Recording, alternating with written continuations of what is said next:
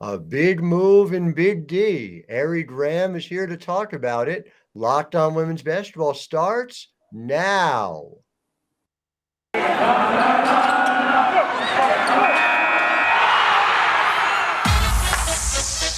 You are Locked On Women's Basketball, your daily podcast on women's basketball. Part of the Locked On Podcast Network, your team every day.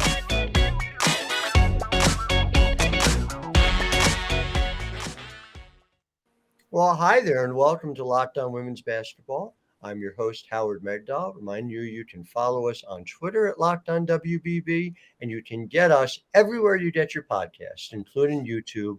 Go ahead and subscribe, make it automatic. And speaking of subscriptions, make sure you're subscribing over at thenexthoops.com. We have over 100 reported pieces on women's basketball every single month. Incredible reporters like Arie Graham, who's joining me, are there, and your help making that work possible. And I think it's fair to say there is no offseason, Arie, because here we are, the WNBA finals. I have a faint memory of covering them in person way back on Sunday, but on Tuesday, we are talking about a very different thing, which is the Dallas Wings moving on from head coach Vickie Johnson. We'll get into obviously why that happened, what are the critical decisions ahead, and who are the biggest potential winners from this. But Arie, we start with Vickie, 36 and 32 over 2 seasons, let go. And I just bigger picture, just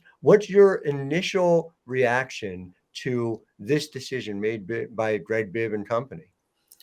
Well, when I first heard about it, I was very, very surprised. I thought, people were going to be ready, like Sue, one more year, just to get it together. I mean, with the rotational issues, it just seems like she was just still trying to feel her way through things in her second year, and she was making that progress. So I don't know, why Dallas is I can see why they're in a win now mode, but changing that coach, having another new coach, they're going to lack that consistency that they have been struggling to find.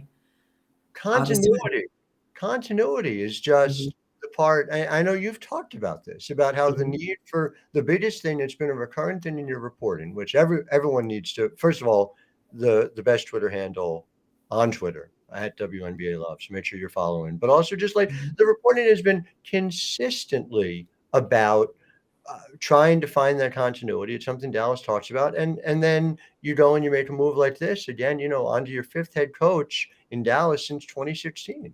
Yeah. No, I mean, to me, it was a very shocking move, and I don't think it was a necessarily good move. But maybe something was going on in the locker room. There could be a number of different factors, but the main thing, is what's going on at the top. Why did Bibb decide to make this decision? So let's talk a little bit about what was missing from the 2022 Dallas Wings. And just, to give a full sense, and I'm just going to check my stat. It was actually 32 and 36, not 36 and 32, but they went from 14 and 18 into the playoffs last year to 18 and 18. They were the 6th seed overall.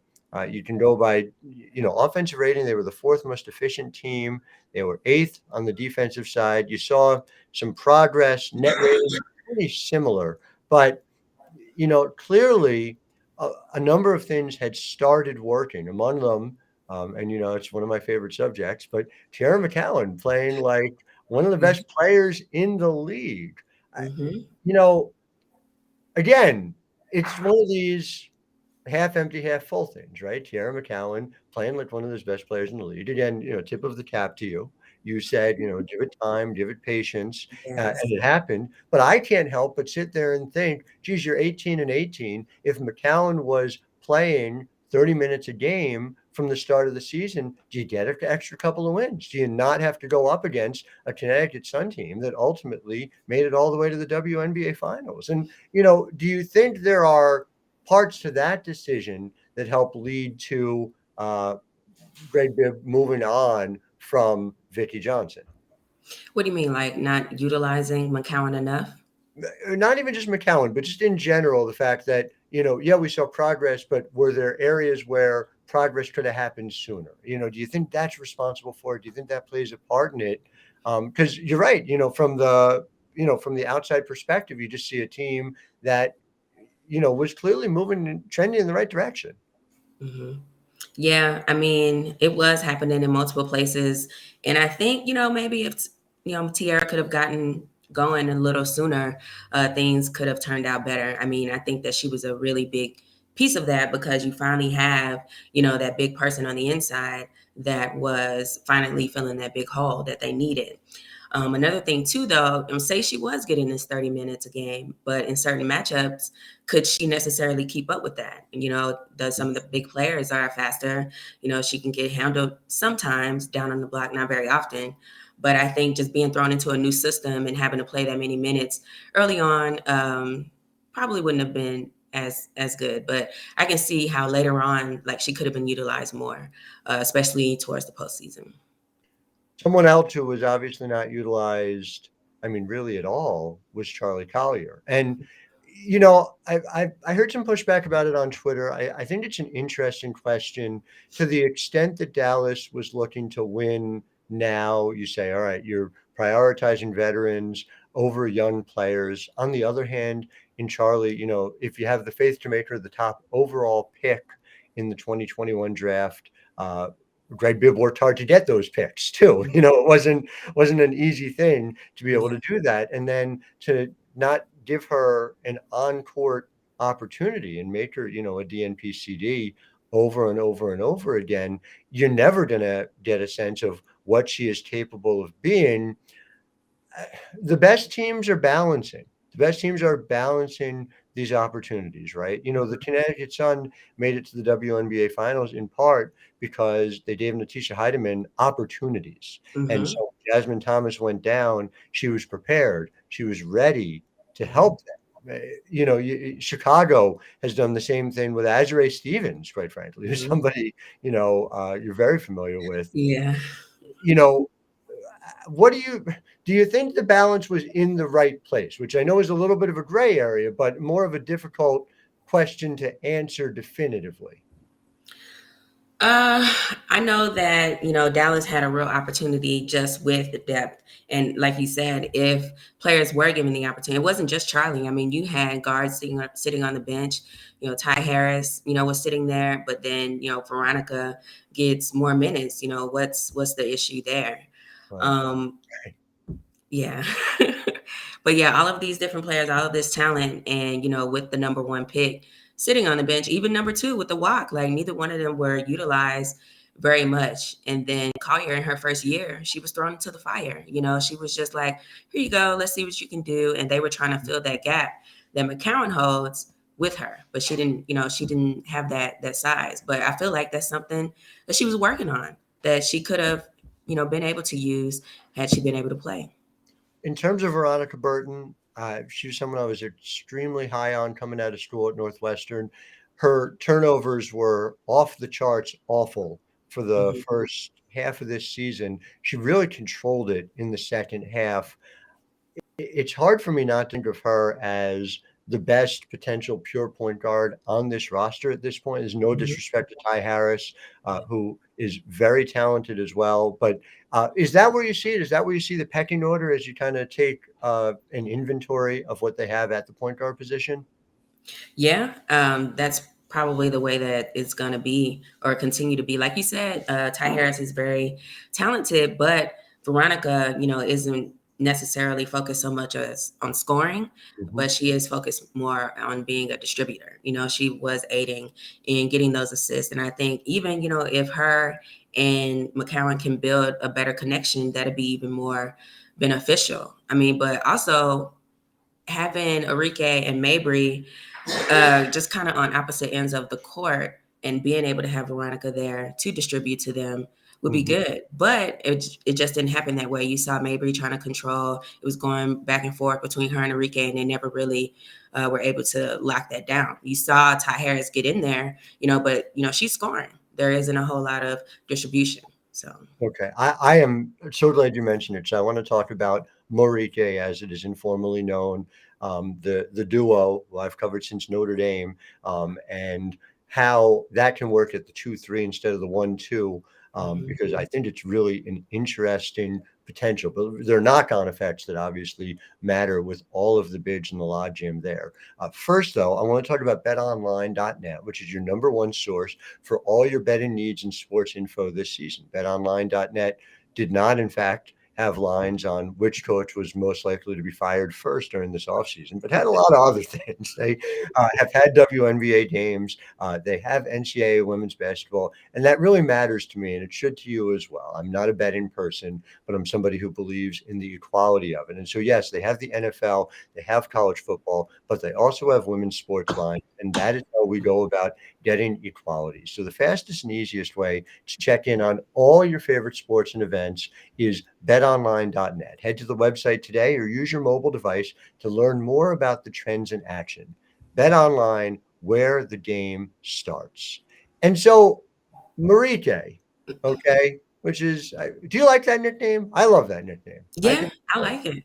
Yeah, I'm all in on Marike. But Marina Mabrey, who's somebody, pride in New Jersey, not a surprise, and really impressive in terms of what she did down the stretch.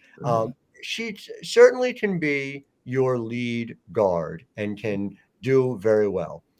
You also have a bit of a logjam there, though, where Arike Ogunbowale is signed long-term to a massive contract in order to be that star. We're not even talking about Alicia Gray, who is somebody who arguably is more efficient than either one of them, and probably the best defender of the three.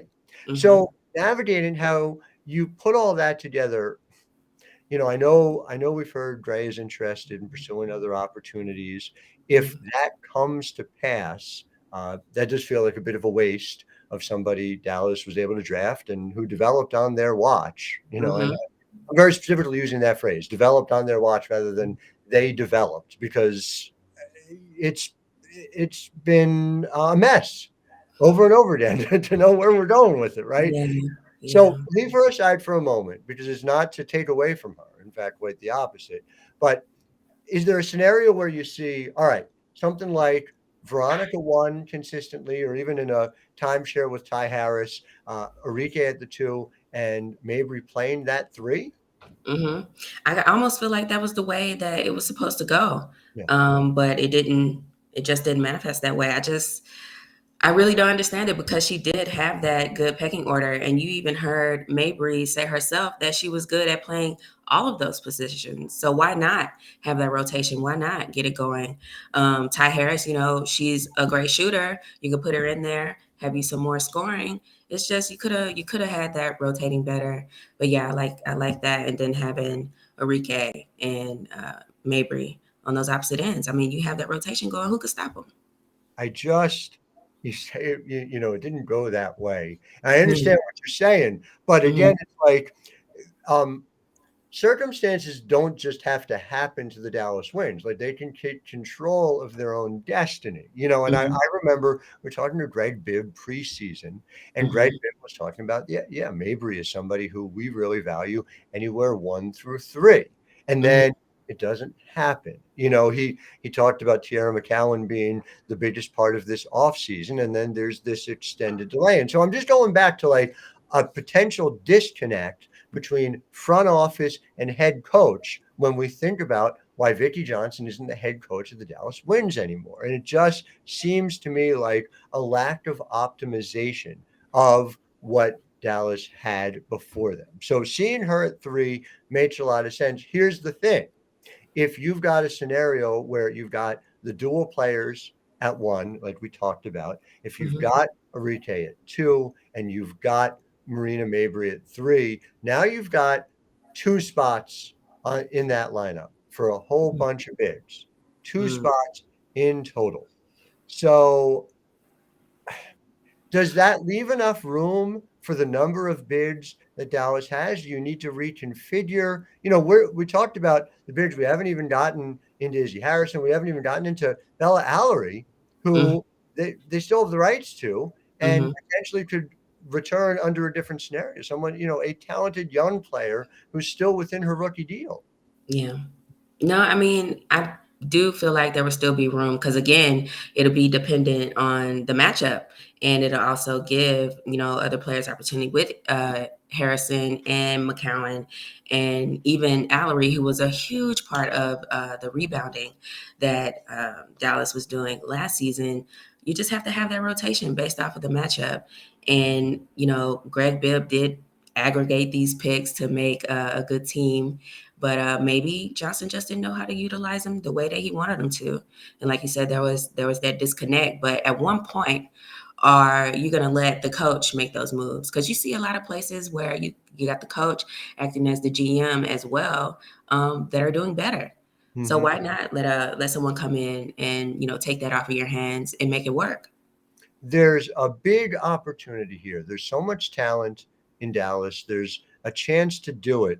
It's so interesting. I feel like it goes back and forth, right? You could say, all right, well, Las Vegas had a division of labor and they won this past year. But you have to go all the way back to last year to find a GM and head coach combination and James Wade, who, pulled the duel. Obviously, there are a lot of success stories around where we've seen it. It keeps coming back to, for me, a real question of what's the direction and how is the team allowed to do it? So, look, you're dreaming big. Cheryl Reeve is a free agent, and she spoke about that at the end of it. Curt Miller is still under contract. Curt Miller has managed to do more with less with the Connecticut Sun year in and year out. What's your ideal if you're the Dallas Wings for bringing somebody in that dual role? Is it one of those two people? Is it somebody else? Is it promoting a young, hungry coach and making sure that she is supported by a general manager? What's your play here? Let's say you were Greg Bibb. What are you doing in that spot? Yeah, I'm not going to go with just a young, hungry coach because that's what Johnson was. I really think what this locker room needs is someone that has taken a team to a championship or at least knows how to, and that can also play that dual role as well. I think Cheryl Reeve and Greg Bibb might have a little. And, Cheryl Reeve is not going to take anything from anyone in that locker room, which is probably why she was the most successful with all of that talent throughout all of those years. Yeah. I mean, and if anybody knows how to balance talent, that is Cheryl Reeve. That is for sure. To me, if you split up the roles, there are some key assistants who make sense, who are, in fact, I think, overdue to get these opportunities. You have somebody like Brandy Poole, who has worked under Curt Miller, somebody who is tremendously impressive. Somebody like Latricia Trammell is just the person who could come in and get Dallas where it needs to be defensively. LT has done a tremendous job defensively with the LA Sparks. And again, whatever happened this year, you're not lay it at the feet of Latricia Trammell. There are these folks who can come in and really help turn Dallas into something legitimate. But I do think it comes back to, and this is the bigger question. The structure in place now with Greg, with Amber Cox, who has a track record of success in front offices across the board, from Phoenix over to the Connecticut Sun as well. Is the bigger thing for you who they hire, or is the bigger thing committing to whatever it is that they choose to do this offseason for 3 to 4 years? Because that is just continuity we haven't seen. Yeah, I think it is based off of, who they hire. Again, a lot of this starts at the top. It's not all on the coach. So when you talk about someone like Amber Cox that has been successful in those areas, like it'll be good. You just have to have someone that has that experience that can keep a good hold onto the organization. So I want to get, last and not least, into winners and losers out of this one. Who are the biggest winners among the holdover players in Dallas from this move? And who are the people who you think might potentially suffer the most as a result of it? One of the people so far, is Isabel Harrison. You have this player with all of this talent that, like you said, is being wasted away. Same thing with Alicia Gray. She could be a big part of this that could be missed if she decides to leave. Like you say, you have Charli Collier just sitting there, wasting away. So I think really anyone who's sitting on the bench, that's who's going to have an effect on the most. I wasting away. I can't. The top overall pick, and I had a bunch of people say on Twitter, well, we don't know what she could do, or she might have this limitation. Sure, you don't know. This is how you find out. This is how players develop. They cannot develop if they don't play. They can't. I talked to Bibb Jones on Sunday night after that game was over. Bibb Jones is going to make a ton of money this offseason, and rightly so. She is a max player in this league. Bibb Jones didn't even know she was this good, she told me, until 2021. Didn't even know that, because what did it take? It took getting these opportunities. It took putting in the reps. It took playing regularly in the best league in the world. It makes my head hurt sometimes, what happens in Dallas. Well, speaking of what happens in Dallas, it's really interesting to me because obviously the wins are first and foremost in my mind, and for all of you who I thank for making Locked On Women's Basketball your first listen. But interestingly enough, there is a Dallas, it must be some sort of startup team in a league called the NBA, the National Basketball Association, it's called. Are they getting any kind of buzz going on in Dallas? They're called the Mavericks. Oh yeah, the Mavericks. They're getting some buzz, just a little bit, with Luka on there, just balling out overseas and getting ready to come back, just a little bit. I've heard Luka's like a Marina Mabrey type, but taller. Is that right? Yes, just a little muscle. A little bit. So. Again, if you want to follow the Mavericks, as they're called, go and make the NBA Top 50 on Locked On NBA your second listen. Which NBA player moves the betting line most this season? Locked On and the Bet Online odds makers present the NBA Top 50 most valuable players. Find it on Locked On NBA, wherever you get your podcasts, and on YouTube. Again, want to circle back very quickly and thank Bet Online, your source for all the latest odds, news, and scores. Everyone, if you're not watching us on YouTube, where we've got the beautiful graphics, make sure you are following Arie Graham at WNBA Love on Twitter, doing such great work. A wonderful season covering the wins. I'm grateful to have you as part of the team at thenexthoops.com. And I dare say you have some additional work coming in your very near future. Yeah, like you said, there's no true off season. And, this is just the beginning of something a lot of things is going to take place. So I'm very excited about all of it. Well, thank you to our listeners, and make sure you tune in again tomorrow and every weekday, where you're going to get to hear about everything going on in women's basketball. The World Cup is here. Isabel Rodriguez is going to join us as well, and we're going to hear from her about all things Australia 2022. So until then, I am Howard Megdal, founder and editor of The Next, wishing you a wonderful Wednesday.